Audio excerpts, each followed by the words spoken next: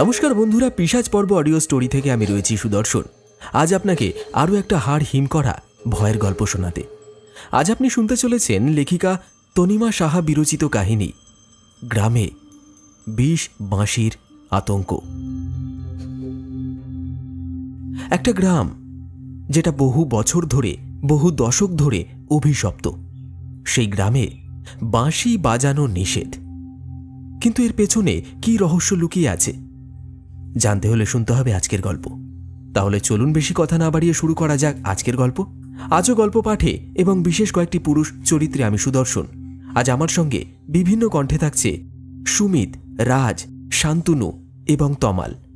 শুরু হচ্ছে হাড় হিম করা গ্রাম বাংলার ভয়ের গল্প, গ্রামে বিষ বাঁশির আতঙ্ক।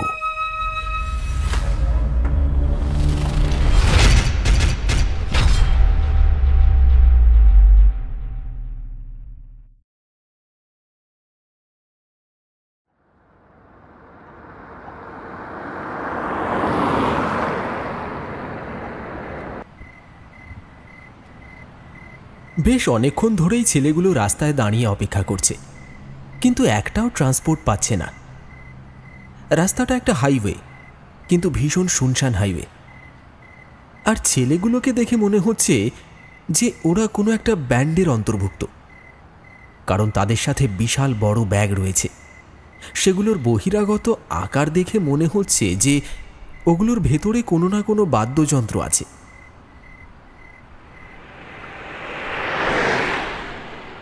হাইওয়েটা শুনশান হওয়া সত্ত্বেও মাঝে মাঝে শাঁ শাঁ করে ফুল স্পিডে একাত্রা গাড়ি আসছে, কিন্তু তাতেও যে রাস্তাটার নির্জনতা খুব একটা কম মনে হচ্ছে তা একেবারেই নয়, বরং তাতে আরও বেশি করে শিরশিরানি ভাব বেড়ে যাচ্ছে। দিনের আলো এখনও খানিকটা থাকলেও তা প্রায় অনেকটাই বুঝে এসেছে। আরও একটা ব্যাপার হলো যে রাস্তাটার একদিকে খাড়া জঙ্গলে খাদ আছে। হঠাৎ ব্যস্তভাবে পায়চারি করতে থাকা একটা ছেলে বলে ওঠে, আচ্ছা রাহুল, শোটা বুক করার আগে যদি আমাদের টিমকে পিক অ্যান্ড ড্রপের কথাটাও বলে নিতিস তাহলে ভালো হতো না? ছেলেটির কণ্ঠে হতাশা এবং বিরক্তি দুটোই রয়েছে। রাহুল নামের ছেলেটি বলে, আচ্ছা শোভন, তুই বল, আগে আমরা পুজোর সময় পাড়ায় পাড়ায় যেচে পড়ে অনুষ্ঠান করতাম শুধু একটু রেকগনিশন পাওয়ার জন্য। এই প্রথম আমাদের কোনো অনুষ্ঠান করার জন্য বাইরে থেকে আমন্ত্রণ এলো, তাহলে সেক্ষেত্রে প্রথম থেকেই ডিম্যান্ডিং হলে হয় বল? যেখানে আমি জানি যে তাদের খরচ করার ক্ষমতা কতটুকু আছে। তাছাড়া মাঝ রাস্তায় যে এই হতচ্ছাড়া এসইউভি গাড়িটা এমনভাবে বেগরবাই করবে সেটাই বা কি জানতাম। এতটা রাস্তা দিব্যি চলতে চলতে ঠিক এই শুনশান হাইওয়েটা এসে দুম করে যে বন্ধ হয়ে যাবে সেটাও কি ভাবতে পেরেছিলাম? অতনু এর মাঝে হাত তুলে সবাইকে শান্ত করার ভঙ্গিতে বলে, আচ্ছা আচ্ছা, এখন অযথা মাথা গরম না করে ভাব কি করে কি করা যায়। চিন্ময় দু হাত কোমরে রেখে চিন্তিত মুখে হাইওয়েটার দুদিকে বার তিন চারেক তাকিয়ে হতাশ স্বরে বলে, ভাই এই হাইওয়েটা কে বানিয়েছে বলতো? এতক্ষণ ধরে দাঁড়িয়ে আছি অথচ একটাও পদের মতো কোনো গাড়ি নজরে এলো না। যা আসছে সব ছোট গাড়ি, এক দুটো টেম্পো যাও চোখে পড়লো তাও আবার মাল বোঝাই করা। কোনো মানে হয়? শোভনও এদিক ওদিক তাকায়, বারবার হাতে ধরা নিজের ফোনটা উঁচু করে সিগন্যাল চেক করতে থাকে, কিন্তু না। ফোন হাতে শোভন রাস্তার এক প্রান্ত থেকে অপর প্রান্তে ঘুরছে আর ফোনের স্ক্রিনের দিকে তাকাচ্ছে, কিন্তু হাইওয়ের এক প্রান্ত থেকে আরেক প্রান্তে যাওয়ার পরেও ফোনের স্ক্রিনে কোনো নেটওয়ার্ক সিগন্যাল ধরা পড়েনি। দিনের আলো এখন আর নেই, চারিদিকে আবছা আবছা অন্ধকারের জাল বুনতে শুরু হয়েছে। হাইওয়েটা এখন বেশ অন্ধকার। মনে মনে শোভন বলে, আশ্চর্য, এইরকম অদ্ভুত হাইওয়ে তো আগে কখনো দেখিনি। এত অন্ধকার, এত চুপচাপ, একটা ঠিকঠাক স্ট্রিট লাইটও নেই। ধুস, এটা হাইওয়ের নামে কলঙ্ক। শোভন মোবাইলের টর্চটা জ্বালিয়েই ঘোরাঘুরি করছিল। হঠাৎ নিঝুম হাইওয়েটার ওপরে ঘোরাঘুরি করার সময় একদিকে টর্চের আলো পড়তেই শোভন দেখে সেখান থেকে একটু দূরে খাদের দিকে মুখ করে তাদের গ্রুপের পঞ্চম সদস্য বিশ্ব চুপচাপ দাঁড়িয়ে আছে। শোভন ওখান থেকে দাঁড়িয়েই জোরে ডাক দেয়, বিশ্ব, আরে ওই বিশ্ব, আরে শুনতে পাচ্ছিস না নাকি? তুই ওখানে ভূতের মতো কেন দাঁড়িয়ে আছিস? আরে ওই। কিন্তু বিশ্ব সেই একই রকমভাবে দাঁড়িয়ে থাকে, যেন শোভনের চিৎকার করে ডেকে বলা কথাগুলো বিশ্বর কানেই পৌঁছায়নি। শোভন বিশ্বর কাছে এসে কাঁধে হাত রাখতেই বিশ্ব প্রচণ্ড চমকে উঠে বলে, ওরে আমি রে। আর তুই আমাকে দেখে চমকে উঠছিস কি? বরং আমার তোকে দেখে চমকে ওঠার কথা। তুই এই খাদের ধারে এভাবে উত্তালের মতো দাঁড়িয়ে আছিস কেন? এক পা এদিক ওদিক হলে কোথায় গিয়ে পড়বি সেই ভাবনাটা কি আছে? কিন্তু শোভনের বলা এতগুলো কথাও যেন বিশ্বকে ছুঁতে পারল না। একটা অদ্ভুত গলায় বিশ্ব বলে, তুই তুই কারোর কান্না শুনতে পারছিস শোভন? বিশ্বর কথাটা শুনে শোভন কিছুক্ষণ চুপ থাকে, তারপর বলে, কান্না নয়, তবে হর্নের আওয়াজ শুনতে পাচ্ছি। চল চল, ওদিকে বোধহয় গাড়ি পাওয়া গেছে। শোভনের কথাটা শেষ হওয়ার সঙ্গে সঙ্গে ওপাশ থেকে রাহুল চিৎকার করে ডেকে বলে, ওই তোরা তাড়াতাড়ি আয়, গাড়ি পাওয়া গেছে।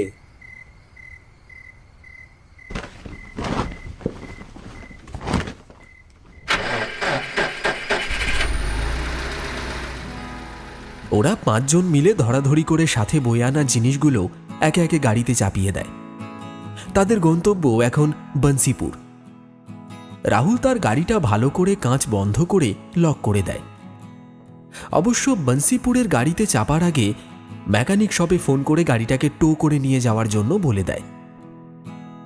রাহুলের একটা বাংলা ফোক ব্যান্ড আছে, তার নাম পঞ্চবাটি, যেখানে রাহুল ছাড়াও চিন্ময়, শোভন, অতনু এবং বিশ্ব আছে। অতনু একটু চুপচাপ স্বভাবের মানুষ, খুব একটা কথা পারতপক্ষে সে বলে না।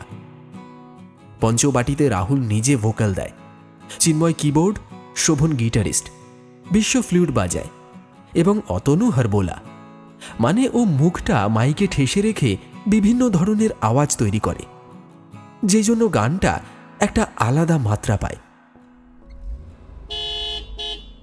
কথায় কথায় রাহুলরা জানতে পারে যে এই গাড়ির চালক বনশিপুরেরই বাসিন্দা। শহরের গোডাউনে মাল ডেলিভারি দিয়ে বনশিপুরে নিজের বাড়িতে ফিরে যাচ্ছিল। গাড়ি চালকের নাম রতন। কাজের জন্য রতন শহরেই থাকে, কিন্তু এখন 2-3 দিনের ছুটি নিয়ে বনশিপুরে যাচ্ছে। বনশিপুর এখন জেলা শাসকের তত্ত্বাবধানে চলে আসলেও রতনের জন্য এখনও বনশিপুর একটা গ্রামই। রতন রাহুলদের দেখে বেশ একটু উৎসাহিত হয়ে বলে, আপনারা গ্রামে যাচ্ছেন? বাহ বাবা বাবা বাহ, ভালো ভালো। গ্রামের টাটকা বাতাস আর টাটকা মাছের কোনো তুলনা নাই। তা বাবুরা কি শুধু ঘুরতেই যাচ্ছেন নাকি কোনো কাজে? রাহুলরা বেশ অনেকক্ষণ ধরে জার্নি করে আসছিল। তারপর গাড়ি হাঙ্গামার জন্য দাঁড়িয়ে দাঁড়িয়ে সবার পা ব্যথা হয়ে গিয়েছিল, তাই সবাই গাড়িতে উঠতে না উঠতেই একদম নেতিয়ে পড়েছে। রতনের প্রশ্নে সবাই নড়ে চড়ে উঠলেও রাহুলই ক্লান্ত গলায় বলল, ওই তো আপনাদের গ্রামে যে বাৎসরিক মেলাটা হয়, সেইখানেই আমরা অনুষ্ঠান করতে বনশিপুরের মোড়ল গণেশবাবুর থেকে আমন্ত্রণ পেয়েছি। মা, তাই নাকি? দেন দেহি। আপনাদের সাথে এত বড় বড় ব্যাগ দেখা আমার মাথায় কথাটা খেললো না। বলেন দেহি, কেমন কথা? বসেন বসেন, ভালো করে বসেন। বনশিপুর আইতে আরো ঘন্টা খানেকের উপর লাগবো, আপনারা একটু বিশ্রাম কইরা নেন। নিজেই কথাটা বলে আবার নিজেই একটু পরে বলে ওঠে, আচ্ছা আপনারা কে কোনটা বাজান? মানে শহরে তো টিভিতে দেখছি, কিন্তু সামনাসামনি দেখি নাই কখনো। ক্লান্তির জন্য রাহুলদের গ্রুপের সবার চোখে শ্রান্তির ঘুম জড়িয়ে আসে। বিশ্ব তো সোজা পেছনে গিয়ে টান টান হয়ে শুয়ে পড়েছে। কারোর আর এক ফোঁটাও কথা বলতে ইচ্ছে করছে না। কিন্তু রতনের এত উৎসাহ দেখে অতনু কোনো মতে ঘোর লাগা গলায় বলে, এই যে রাহুল আছে, সে আমাদের মূল ভোকালিস্ট, মানে গান গায়। আপনার বাঁদিকে বসে আছে চিন্ময়, ও কিবোর্ড বাজায়। আর এই যে হলো শোভন, ও গিটারিস্ট। আমি অতনু, মুখ দিয়ে বিভিন্ন শব্দ বার করি। আর ওই যে পেছনে যে চলে গেল, সে হলো বিশ্ব, বাঁশি বাজায়। রতন অতনুর কথা শুনতে শুনতে গাড়ি চালাচ্ছিল, কিন্তু অতনুর শেষ কথাটা শোনা মাত্র হঠাৎ সজোরে সে ব্রেক কষে।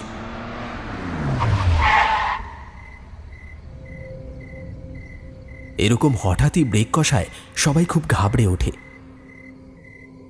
গাড়ির ভেতরটা অন্ধকার, রাত হয়ে যাওয়ায় হালকা হালকা হিমেল বাতাস বইছিল। পুজোর আগের হিমেল বাতাস গাড়ির জানলা দিয়ে মিহি মিহি করে ঢুকছিল। একটা ক্লান্তিকর গুমোট দিনের পর এই রকম পরিবর্তিত পরিবেশের জন্য সবারই চোখটা লেগে গিয়েছিল, কিন্তু তার মধ্যে এই রকম আচমকা ব্রেক কষায় সবাই হুমড়ি খেয়ে সামনের দিকে ঝুঁকে পড়ে। অতনু যেহেতু জেগেছিল, তাই সেই রেগে গিয়ে চিৎকার করে বলল, আরে দাদা, করছেন কি? একটু দেখে শুনে ব্রেক কষুন, এখনই তো একটা বিপদ হয়ে যেত। আগে মাফ করবেন বাবুরা, আসলে এই দিকটা একটু নিঝুম আর লোক চলাচল কম, তো তাই মাঝে মধ্যে শিয়াল কুকুর চলে আসে, ওই রকমই কিছু একটা চলে এসেছিল।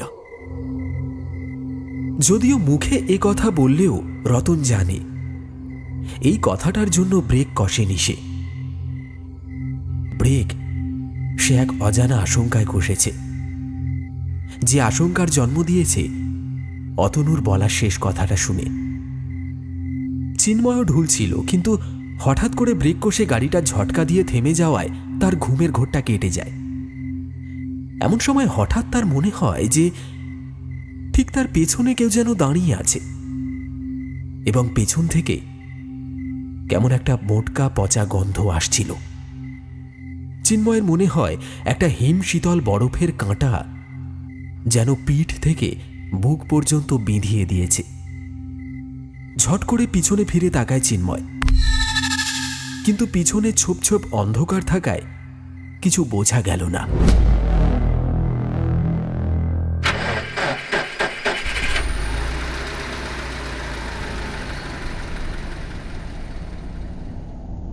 গাড়ি নিজের গন্তব্যের উদ্দেশ্যে চলতে থাকে। একসময় গাড়িটা আবার থামল।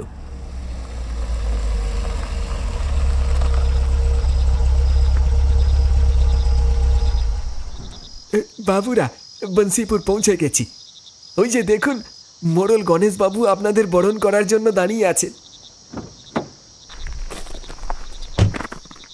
ওরা সবাই গাড়ি থেকে নামতেই চিন্ময় লক্ষ্য করে ওই অন্ধকার জায়গাটা থেকে বিশ্ব বেরিয়ে আসে।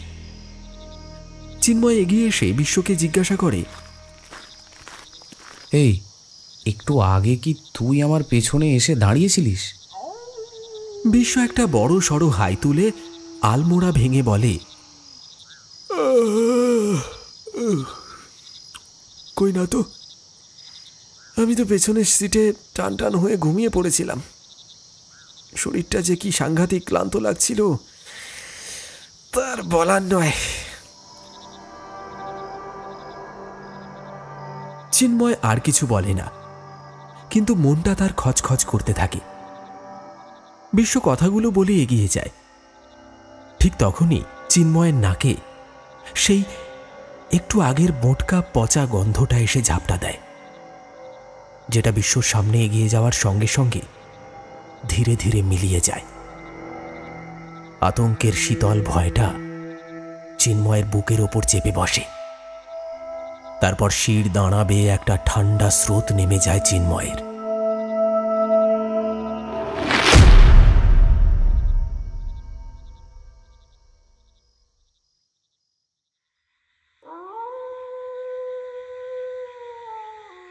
গ্রামের মোড়ল গণেশ চাকলাদার পঞ্চবাটির গোটা টিমকে আন্তরিকভাবে স্বাগত জানালো।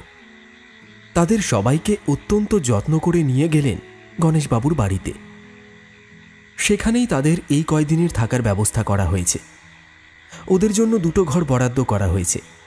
একটা ঘর সামান্য বড় অন্য ঘরটির তুলনায়, তুলনামূলক বড় ঘরটিতে 3টে বিছানা এবং ছোট ঘরটিতে 2 জনের থাকার ব্যবস্থা করা হয়েছে। বিছানাপত্র টান টান করে গোছানো। ঘরে খাট ছাড়াও একটা খাওয়ার জলের ফিল্টার, জামাকাপড় রাখার জন্য একটা আলনা, আলো এবং পাখারও ব্যবস্থা আছে। শুধু ওয়াশরুমটা অ্যাটাচ নেই, সেটাও অবশ্য ঘর থেকে বেরিয়ে বাঁদিকে ঘুরতেই পড়ে। রাতের বেলা মোড়লগিন্নির হাতে রাঁধা ঝিরঝিরি করে কাটা পটল আলুর ভাজা, পেঁয়াজ ফোড়ন দিয়ে ঘন করে বানানো মসুর ডাল, পুকুর থেকে তোলা ট্যাংরা মাছের মশলা ভাজা, কাতলা, ফুলকপির ঝোল আর দেশি চিকেন কষা দিয়ে বেশ জমাটি করে রাতের খাবার শেষ করল তারা। গ্রামের জল হাওয়ায় নাকি খাবারের স্বাদ বাড়ে, সেটা পঞ্চবাটির সদস্যরা এবার হাতে নাতে প্রমাণ পেল। পেট পুড়ে খেতে গিয়ে সবাই একটু বেশি ভাত খেয়ে নিল। সারাদিনের ধকলের পর রাতে এই পরিতৃপ্তির আহারে সবার চোখ ঘুমে জড়িয়ে আসতে সময় নিল না।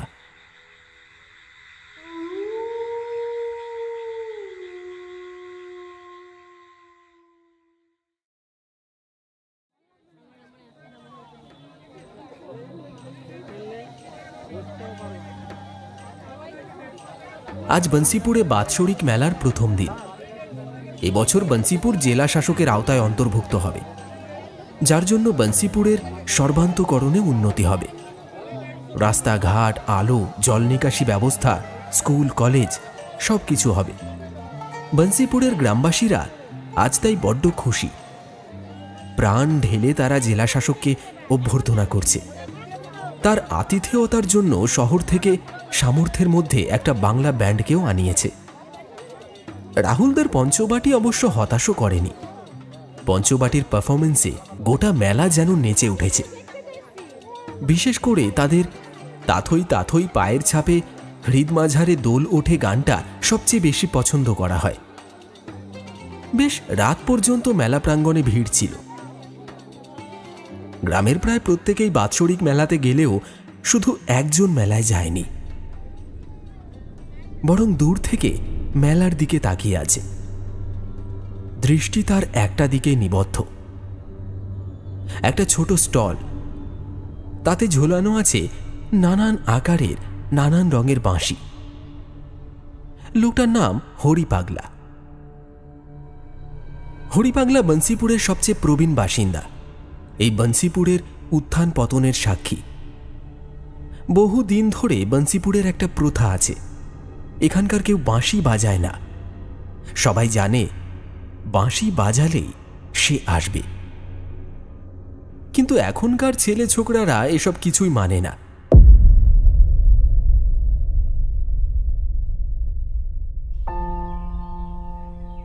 সারা রাত ব্যান্ডের গান শুনে নাচানাচি করতে করতে প্রায় ভোর রাতের দিকে মেলা ভাঙে।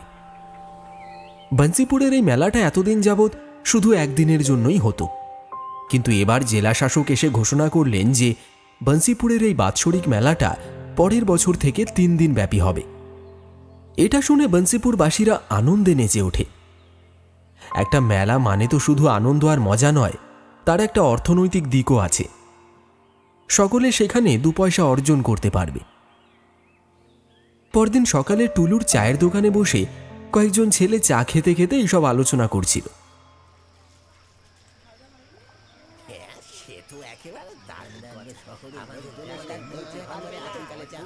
টুলুর বয়স হয়েছে। টুলুর দোকানে এক কোণে হরিপাগলা বসে দূরে কোথাও একটা তাকিয়ে আছে, আর ক্রমাগত কি যেন বলে যাচ্ছে। সময় হয়ে এসেছে সময়। হরিপাগলকে সবাই এই নামে ডাকলেও কেউ কেউ আবার সমীহ করে হরিদাদু বলেও ডাকে। টুলু অবশ্য হরিদা বলেই ডাকে। হরিপাগলাকে ওভাবে দূরে তাকিয়ে বিড়বিড় করতে দেখে ছেলেগুলোর মধ্যে থেকে একজন বলে ওঠে, এই হরিদাদু অমন করছে কেন বলতো? এর আগে তো কখনো এমন করতে দেখিনি। আরে বাদ দে তো এই হরি পাগলার কথা। ও বেটা পাগল, পাগলের কি আর বুদ্ধি শুদ্ধি আছে?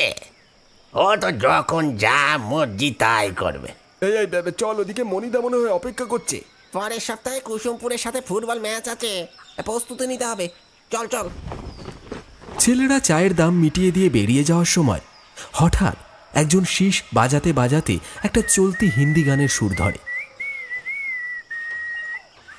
টুলু ওইদিকে চায়ের ভাঁড়গুলো ফেলে চায়ের বাসন ধুতে বসেছে। ঠিক এমন সময় হরিপাগলা ছুটে এসে শীষ বাজানো ছেলেটির দু কাঁধে খিঁচে ধরে ঝাঁকাতে ঝাঁকাতে চিৎকার করে বলে, সে শুনতে পেলে ছাড়বে না, সে শুনতে পেলে কিন্তু ছাড়বে না বলে দিলুম। ছেলেটি প্রাণপণে চেষ্টা করে নিজেকে ছাড়ানোর জন্য, বাকিরাও হাত লাগায়। চিৎকার করে তারা বলতে থাকে। অবস্থা দেখে টুলু ছুটে আসে, কোনো মতে হরিপাগলার হাত থেকে ছেলেটিকে ছাড়িয়ে নেয়। ছেলেগুলো গজগজ করে ওঠে। টুলুদা, এই পাগলকে সামলাও, এই পারলে বেঁধে রাখো, এমন হলে তো তোমার চা খেতে আসাটাই বন্ধ করে দিতে হবে দেখছি। আমি এর হয়ে মাপ চাইছি, তোমরা যাও যাও যাও। ওরা চলে গেলে হরিপাগলা ছলছল চোখে বলে, ওদের ওদের তুই থামতে বল টুলু। 80 বছর আগের বিভৎস ঘটনা, ওই ইতিহাসের যেন পুনরাবৃত্তি না করে, তার জন্য ওদের এক্ষুনি থামতে হবে। টুলু হরিকে সামলাতে সামলাতে বলে, এরা নতুন যুগের ছেলে, এরা কি আর ওসব মানবে? তাছাড়া এত পুরনো ঘটনা কি আবার ফিরে আসবে? যুগ পরিবর্তন হতে পারে টুলু, সত্য কখনো পরিবর্তন হয় না। যুগের পর যুগে সত্য একই থাকে। সে সে সে যাচ্ছে, সে এবার আসবে, তার প্রতিহিংসা পূরণ করতে আসবে বলে দিল। কথাগুলো বলতে বলতে হরি কাঁপা কাঁপা শরীরে সেখান থেকে চলে আসে।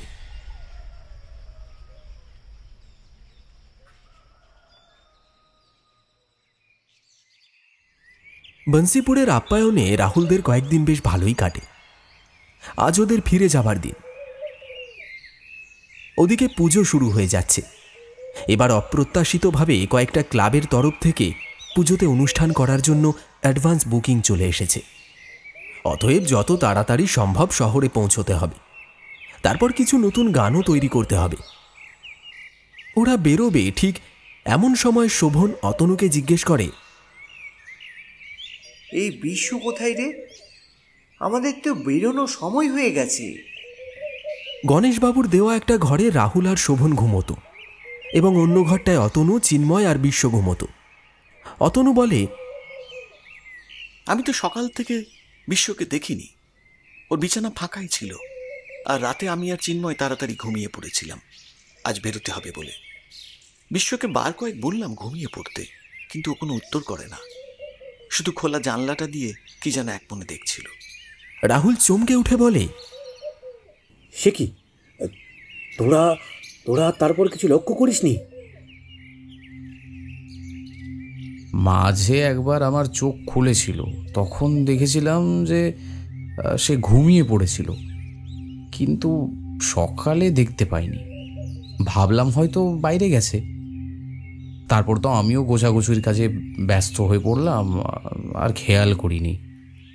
হ্যাঁ, কদিন ধরে তাকে একটু মনমরাও দেখেছিলাম।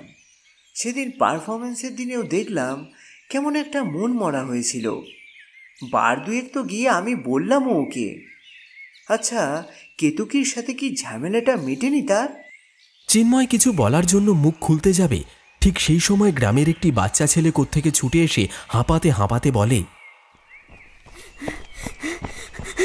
বাবু বাবু, ওইদিকে,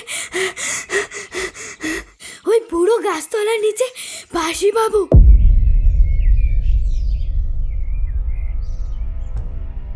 সেদিনের অনুষ্ঠানের পর বিশ্বকে সবাই বাঁশি বাবু বলে ডাকত। কয়েকজন ছেলে তার কাছে বাঁশি বাজানো শিখতেও এসেছিল। রাহুলদের কাছে ছুটে আসা ছেলেটি আর কিচ্ছু বলতে পারেনি। চোখে মুখে তার নিদারুণ ভয়ের ছাপ। ওরা চারজন আর কোনো কথা না বলে ছেলেটিকে অনুসরণ করে একটা নদীর সামনে পৌঁছায়।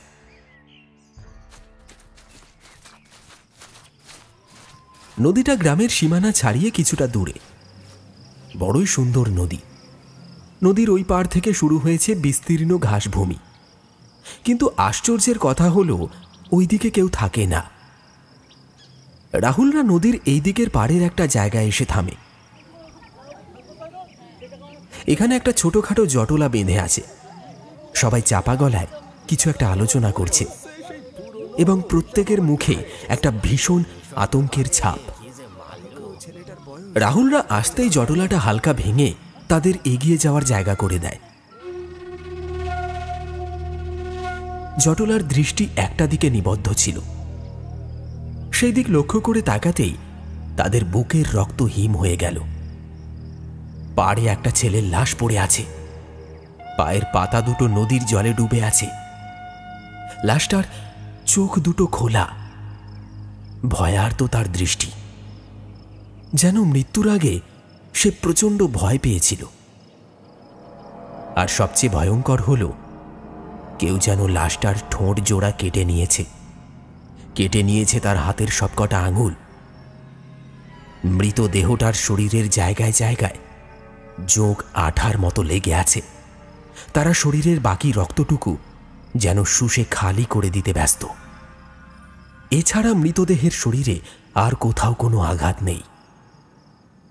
সেই দিকে তাকাতেই অতনুর মুখ থেকে চিৎকার স্বর বেরিয়ে আসে। বিশ্ব! তারপরেই কাঁদতে কাঁদতে বলে,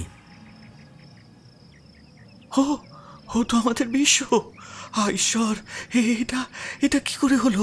হ্যাঁ, কে কে এমন করলো? কে? বিশ্ব! বলে অতনু হাহাকার করে কাঁদতে লাগল। কিছুক্ষণ পরেই বন্সিপুর থানার অফিসার ইনচার্জ ইন্সপেক্টর সাহা আসেন ঘটনাস্থলে। সবকিছু দেখে শুনে তিনি নিজেও খুব অবাক হয়ে গেছেন। বন্সিপুরে আজ 5 বছর হয়েছে তার পোস্টিং হয়েছে। এই 5 বছরে কয়েকটা ছিঁচকে চুরির ঘটনা ছাড়া আর কোনো কিছুই ঘটেনি। এরকম একটা শান্তিপূর্ণ গ্রামে এত বীভৎস খুনের ঘটনা, এটা যেন ওসি কিছুতেই বিশ্বাস করতে পারছেন না।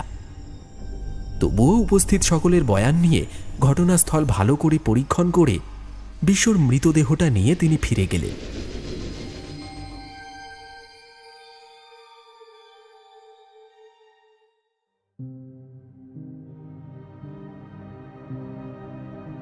রাহুলরা নিজেদের ঘরে এসে থম মেরে বসে আছে।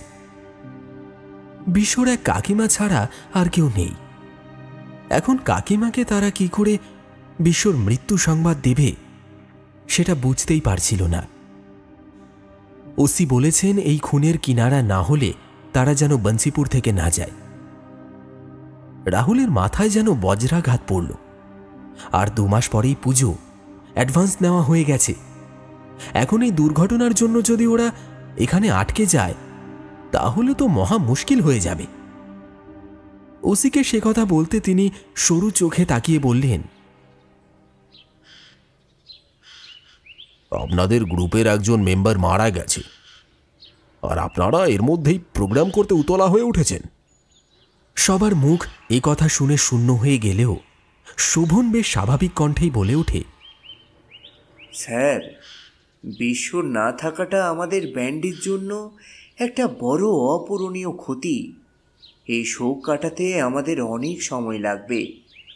কিন্তু স্যার, বিশ্বর কাকিমা, তার বিশ্ব ছাড়া এই পৃথিবীতে আর কেউ নেই স্যার। আমরাও খুব একটা সচ্ছল পরিবার থেকে আসিনি, আর এখন কাকিমার দায়িত্বটাও তো আমাদেরই নিতে হবে। তাই জন্য পরিস্থিতি যাই হোক আমাদের যে করে হোক আবার কাজ শুরু করতে হবে। দেখুন, পোস্টমর্টেমের রিপোর্ট না আসা পর্যন্ত কিছুই বলা যাচ্ছে না। যদিও আপাত দৃষ্টিতে দেখে এটা কোনো বন্যপ্রাণীর কাজ বলেই মনে হচ্ছে, তবে সেখানেও প্রশ্ন থাকছে, যদি বন্যপ্রাণী হয়ে থাকে তাহলে বাকি দেহটা ছেড়ে শুধু ঠোঁট জোড়া এবং আঙুলগুলোই কেন খেলো? সেদিন আর কোনো কথা হলো না। ওরা ফিরে এলো গণেশবাবুর বাড়িতে। ঘরে 4 জন থম মেরে মুখ নিয়ে বসে আছে। ঘরের খোলা জানালা দিয়ে বাইরের পুকুর পাড়টা দেখা যায়।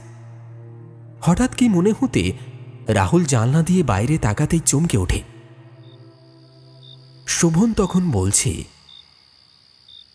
কি করা যায় বলতো? এই অ্যাডভান্স নিয়ে বসে আছি, অথচ শহরে ফিরতে পারছি না। এদিকে গ্রামের এমন একটা অবস্থা যে এখানে থেকে যদি প্র্যাকটিস করি সেটাও দেখতে খারাপ লাগে। সে তো ঠিকই। আশ্চর্য, তোরা এতটা অমানুষ কি করে হয়ে গেলি রে? একটা ছেলে যে আমাদের এই পঞ্চবটি ব্যান্ডের একদম শুরু থেকে ছিল, সে এত ভয়ঙ্করভাবে খুন হয়েছে এবং ওই নিরীহ ছেলেটাকে কে মেরেছে সেটা এখনো পর্যন্ত জানা যায়নি। আর এর মধ্যে তোরা অনুষ্ঠান, প্র্যাকটিস এসব নিয়ে ভাবছিস। ভুলে যাস না আমরা 5 জন ছিলাম বলি ব্যান্ডের নাম পঞ্চবটি রাখা হয়েছিল।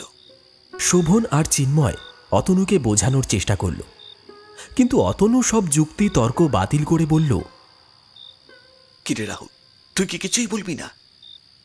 রাহুল তখনও জানলার দিকে তাকিয়ে আছে আর বিড়বিড় করে কি যেন বলছে। অতনু উঠে গিয়ে রাহুলের পাশে গিয়ে আবার বলে, এই রাহুল, কি হয়েছে তোর?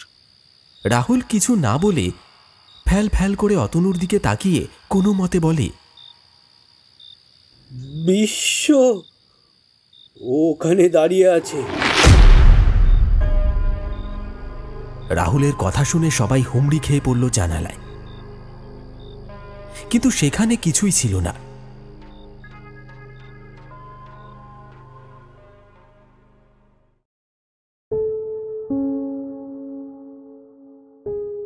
পরের ঘটনা ঘটল ঠিক তার পরের দিন।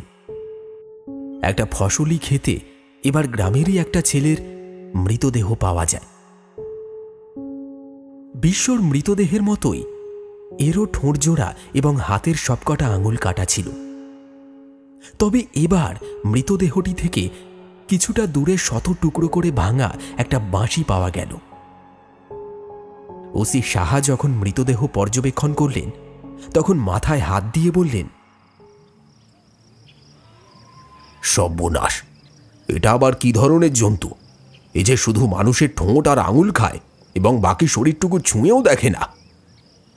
ঠিক এমন সময় হরিপাগলা আকাশ ফাটিয়ে অট্ট হাসিতে ফেটে পড়ে বলে,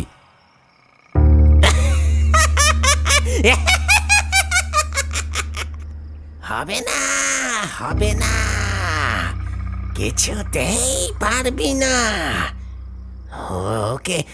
ওকে ধরা তোর কাম্য নয় রে, কারণ ও যে আমাদের মধ্যেই কেউ নয়।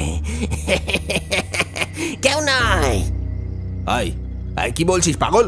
কি যাতা বলছিস? কে আছিস? একে দড়ি পরিয়ে থানায় নিয়ে চল। দারোগা বাবু, ওরে ছেড়ে দিন, ওর তো মাথাটা ঠিক নেই। একেই বয়স্ক মানুষ, কি বলতে কি বলে ফেলেছে। সে আমরা দেখে নেব কার মাথা কতটা ঠিক আছে। নিয়ে ঢোকা একে।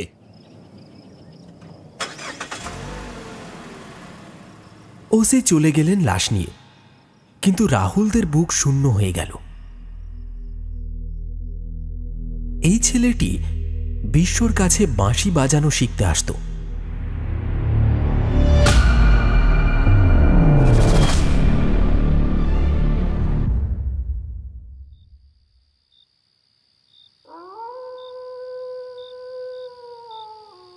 বংশীপুরের থানায় এখন শুধু একজন কনস্টেবল আছে, সেও ঘুমে ঢুলছে। এই থানাটায় একটাই লকআপ। আজ লকআপে শুধু হরি আছে।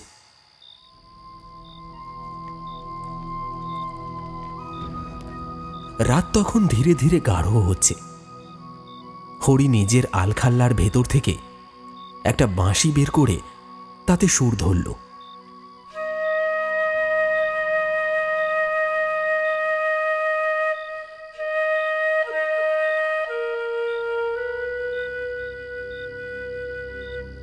একটা মিষ্টি সুরেলা ধ্বনি। কিছুক্ষণের মধ্যেই হরি বোঝে সে এসেছে। বাঁশি বাজানো থামিয়ে হরি বলে,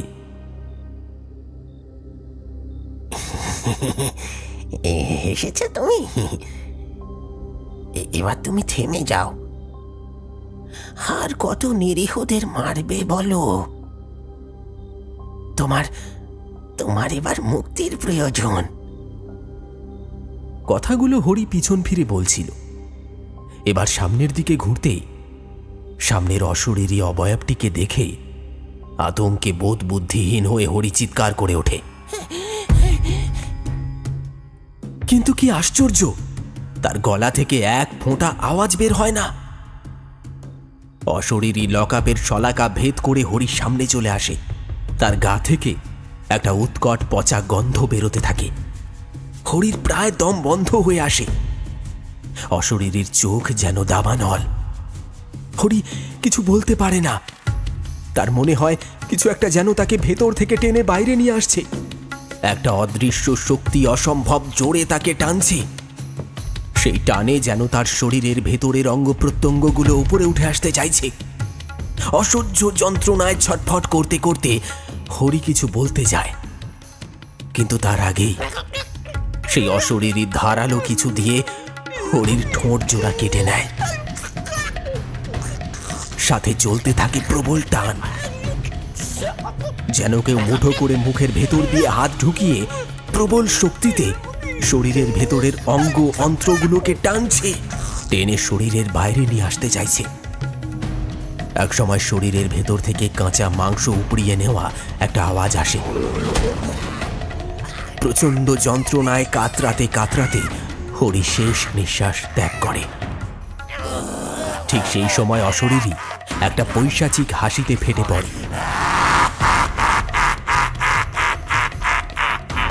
হাড় হিম কণ্ঠে হিসিয়ে বলে, আমাকে কেউ বাঁচতে দেয়নি।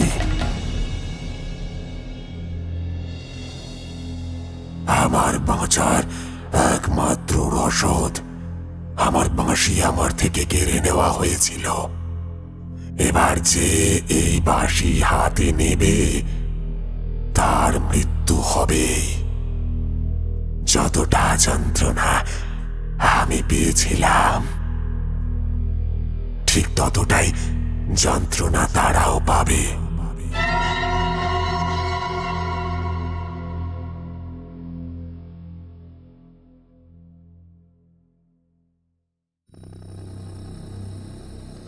পরদিন ওসি সাহার মাথায় আকাশ ভেঙে পড়ল। থানার মধ্যে মৃত্যু, তার যে চাকরি নিয়ে টানাটানি পড়বে। গত দুটো মৃত্যুর মতোই এই মৃত্যুটার ক্ষেত্রেও শরীরের বাইরে কোনো রক্তপাত হয়নি। যা রক্তপাত হয়েছে তা সবটাই শরীরের ভেতরে হয়েছে। আজ সকালেই পোস্টমর্টেম রিপোর্ট এসেছে। রিপোর্ট দেখে চোখ চড়ক গাছে উঠে গেছে। রিপোর্টে স্পষ্ট বলা আছে যে কোনো এক অদৃষ্ট শক্তির সাহায্যে শরীরের বাইরের দিকে একটুও ক্ষতি না করে শরীরের ভেতরে অন্ত্রগুলোকে সমূলে উপড়ে নিয়েছে। কিন্তু এই রকম অমানসিক শক্তি কি কোনো মানুষের থাকতে পারে?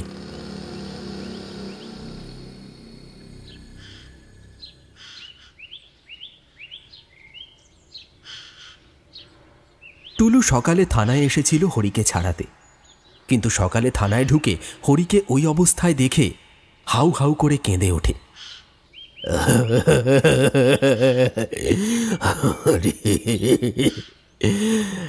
গতকালকে কেউ আপনারা হরিদার কথা শুনলেন না, তার কথা না বুঝেই তাকে এখানে ধরে নিয়ে এলেন।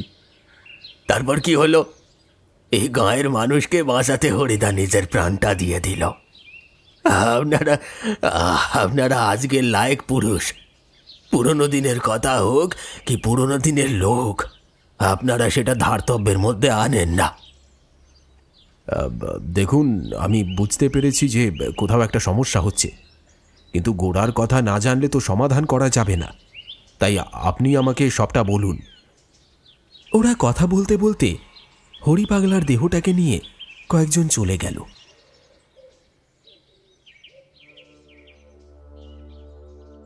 টুলু ওসি সাহাকে নিয়ে ড্রাইভার রতনের বাড়িতে আসে। রতনের বাবা রাখাল, টুলু এবং হরি সবাই কাছাকাছি বয়সের লোক। রাখাল এখন শয্যাশায়ী, কিন্তু সে কথা বলতে পারে। টুলু গিয়ে রাখালের পাশে বসে। এখন কেমন আছো ভায়া? রাখাল বলে, এই আর কি, চলছে শুধু মৃত্যুর অপেক্ষা।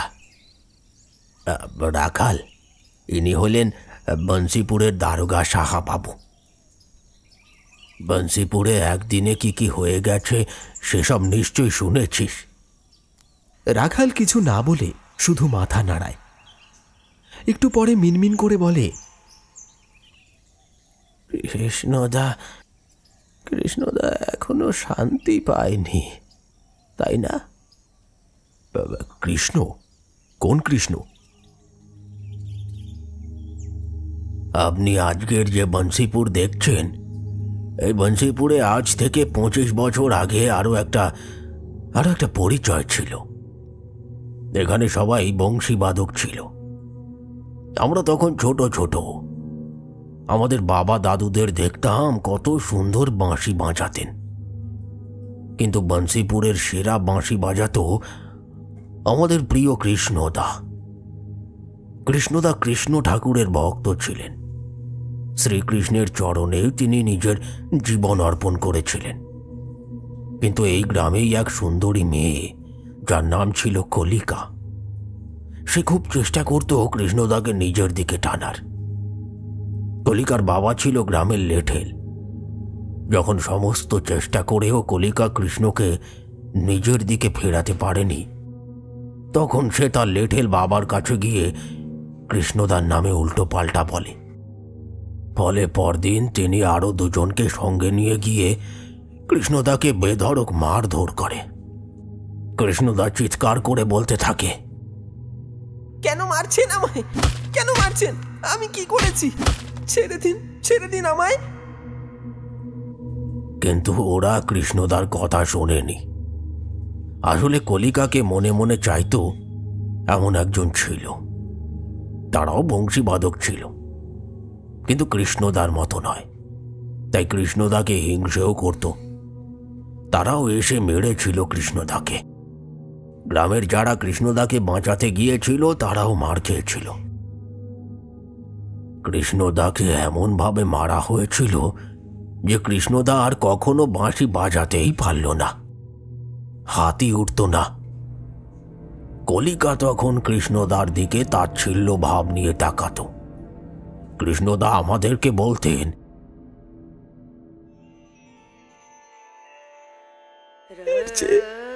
এর চেয়ে আমাকে মেরে ফেললেই ভালো হতো রে, আমাকে মেরে ফেললেই ভালো হতো।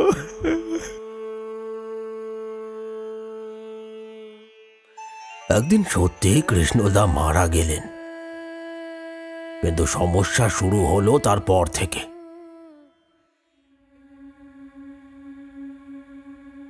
হঠাৎই একদিন কলিকাকে কোথাও পাওয়া যায় না। ঠিক তার 2 দিন পরে বাড়ির পেছনে কুয়োর ভেতর থেকে কলিকার মৃতদেহ পাওয়া যায়। কেউ যেন তীব্র আক্রোশে তার জিভ টেনে ছিঁড়ে ফেলেছে এবং চোখ দুটো উপরে নিয়েছে। গোটা গ্রাম এই নৃশংসতায় স্তব্ধ হয়ে যায়। কে, কখন, কেন কলিকাকে মারল তা কেউ বুঝতে পারল না। সবাই ভেবেছিল এটাই শেষ। কিন্তু কলিকার মৃত্যু তো সবে শুরু ছিল। তারপর থেকে প্রায় গ্রামে কারোর না কারোর মৃত্যু হতে থাকলো। প্রত্যেকের ঠোঁট জোড়া এবং হাতের সবকটা আঙুল কাটা থাকতো, আর শরীরটা হয়ে থাকতো নরম থলথলে, যেন শরীরের ভেতরে কিছুই নেই। মৃত্যু মিছিল বেড়েই যাচ্ছিল। সবাই তখন বুঝতে পারে যে কৃষ্ণদাকে অন্যায়ভাবে মারা হয়েছিল, তাই তার প্রেতাত্মা প্রতিশোধ নিচ্ছে। পঞ্চায়েতের মিলিত সিদ্ধান্তে সেদিনের পর থেকে বংশীপুরে বাঁশি বাজানো বন্ধ হলো এবং মন্ত্র পুজোর সাহায্যে গোটা গ্রামকে শোধন করা হলো।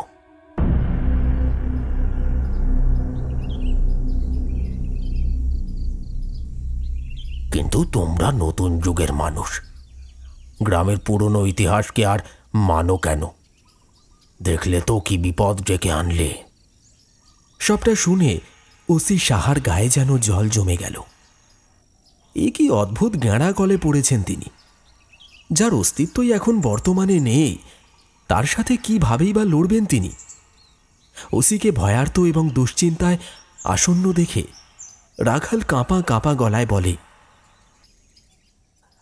ওদের ওদের যত তাড়াতাড়ি পারেন ফেরত পাঠান। লক্ষ্য রাখবেন গ্রামে কেউ বাঁশি না বাজায়। এই বংশীপুরকে বাঁচাতে গেলে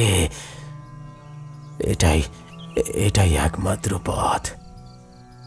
কৃষ্ণদা ঘোর কৃষ্ণ ভক্ত ছিল, তাই তাকে কোনো তান্ত্রিক, কোনো ওঝা বশ করতে পারবে না। তাই যা করার তাড়াতাড়ি করুন।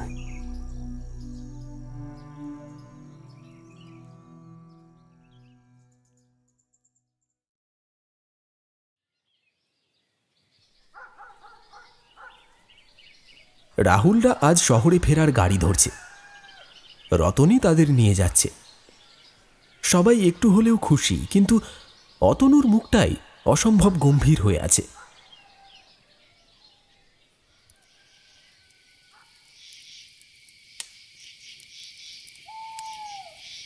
আজকে পূর্ণিমার রাত। রাখাল বিছানায় শুয়ে আছে। অবশ্য বিগত 3 বছর ধরে সে শয্যাশায়ী। এখন এই ব্যথা, যন্ত্রণা, পরনির্ভরশীলতা এসব নিয়ে আর বাঁচতে ইচ্ছে করে না। রাখালের এখনো মনে হয় সে কি কৃষ্ণদাকে বাঁচাতে পারত?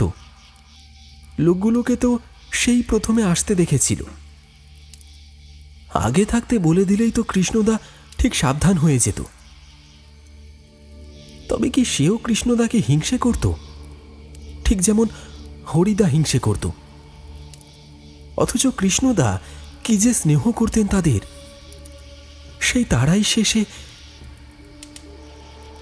বালিশের তলায় হাত দিয়ে রাখাল একটা সরু লম্বাটে বাঁশি বার করে আনল। বিগত 85 বছর ধরে এটা তিনি না বাজালেও এমন একদিন হয়নি যেদিন তিনি বাঁশিটা হাতে নিয়ে দেখেননি, কিন্তু ঠোঁটে লাগানোর সাহস করেননি। অথচ আজ বাঁশিটা ঠোঁটে লাগালেন। চোখ বন্ধ করে তার প্রিয় কৃষ্ণদাকে ডাকতে ডাকতে বাঁশিতে একটা সুর তোলেন।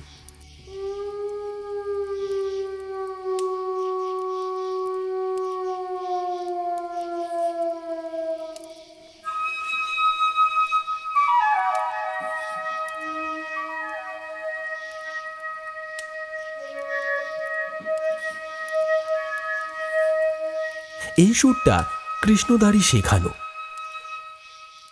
কিছুক্ষণ পরেই ঘরের ভেতরের বাতাসটা গুমোট হয়ে যায়। রাখাল বুঝতে পারে যে ঘরে এখন সে ছাড়াও অন্য কেউ আছে। একটা বিশ্রী পচা গন্ধে ঘরটা ভরে ওঠে। রাখাল মিনমিনিয়ে বলে, কৃষ্ণদা, কৃষ্ণদা। এরপর আর কোনো কথা সে বলতে পারে না। ঘরের মধ্যে শুধু একটা তুমুল জাপটাজাপটির শব্দ হয়। কেউ যেন চূড়ান্ত যন্ত্রণায় কাহিল হয়ে মুখ দিয়ে অদ্ভুত আওয়াজ করছে, আর প্রায় তার সাথে কেউ যেন হিসহিসিয়ে একটা পৈশাচিক হাসি হেসে যাচ্ছে।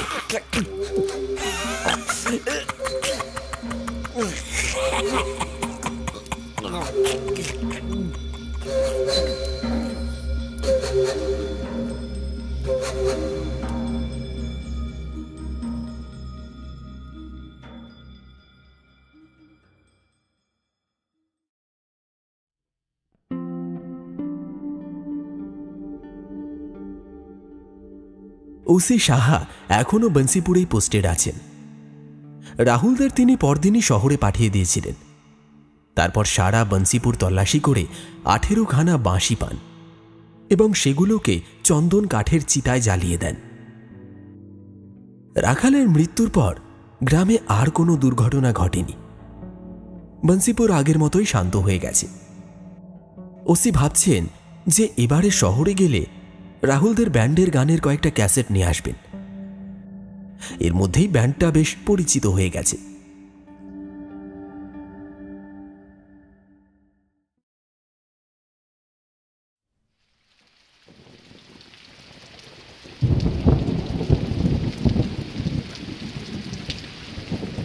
ঘরের জানলাটা খুলে উদাস মুখে অতনু বাইরে তাকিয়ে আছে।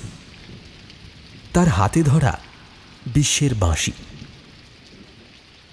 সেদিন নদীর পাড়ে বিশ্বের মৃতদেহের পাশেই পড়েছিল এটা, কিন্তু কেউ সেটা লক্ষ্য না করায় অতনু ওটা উঠিয়ে নেয়। বাঁশিটা অতনু ভালোই বাজাতে পারে। বিশ্বর এই বাঁশিটার প্রতি তার একটা চাপা লোভ ছিল, কিন্তু কখনো মুখ ফুটে কিছু বলেনি। এতদিন তো সে সমস্ত অনুষ্ঠানে মুখ দিয়ে বাঁশির শব্দ বার করেছে, কিন্তু আজ সে বাঁশি বাজাবে। দূর আকাশে একদিকে মেঘ করেছে, সেদিকে তাকিয়ে অতনু বাঁশিতে সুর তোলে।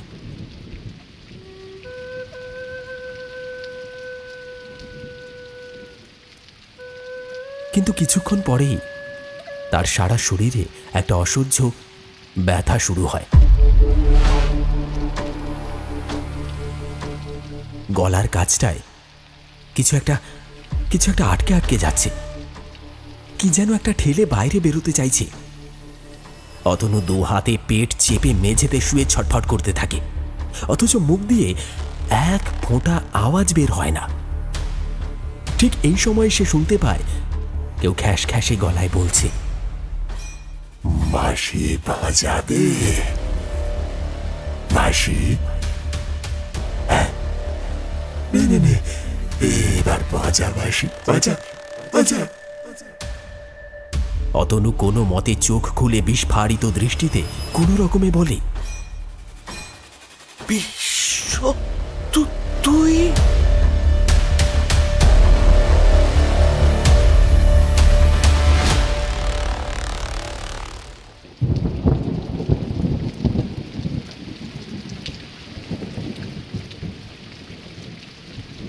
কিন্তু তারপর আর কিচ্ছু বলতে পারে না। তার মুখ দিয়ে গল গলিয়ে রক্তের সাথে বেরিয়ে এসেছে তার শরীরের ভেতরের অন্ত্র।